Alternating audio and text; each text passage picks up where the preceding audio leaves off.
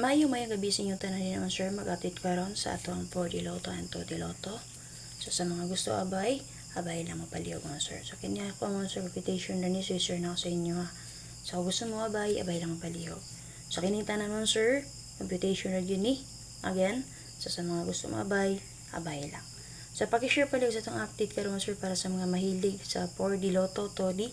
So pwede pa sila makaabay. Syempre makalimot pag-like. So thank you kayo. Subscribe sa akong YouTube channel so wala pa nakasubscribe. Click mo sa join button kung gusto makasulod sa toang YouTube community. And then syempre man sir, follow sa toang Facebook page. Okay, pag-proceed na ta. So para sa toang 4D o 2D. Okay, again, sige, pakishare lang ako sa akong palihog man sir. So para sa akong 4D Lotto man sir, na ako'y 8592. So palihog na to na siya. Pwede ito mag 9825. Plus tari lang niyo man sir. So kung gusto mo na mo abay. And then sa itong 2D natin 0823, doon na kaparisan 1705. Siyempre baliha lang dyan po ninyo mga sir.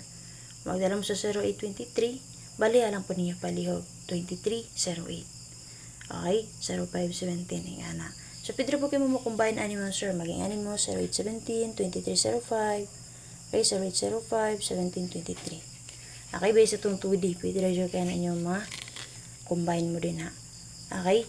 So, pwede po na inyo i-bet mo sir sa swear 4. Pwede po kayo. And then sa swear 2.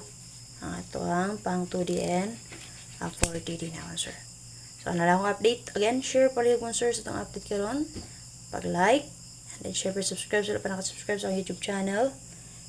Click sa join button para makasulod mo sa itong YouTube community. So, kung masulod dito mo sir, na ako besto sa inyo dito pang paswerte everyday.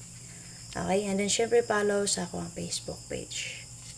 So, nalang update mo sir. Salamat. Bye-bye.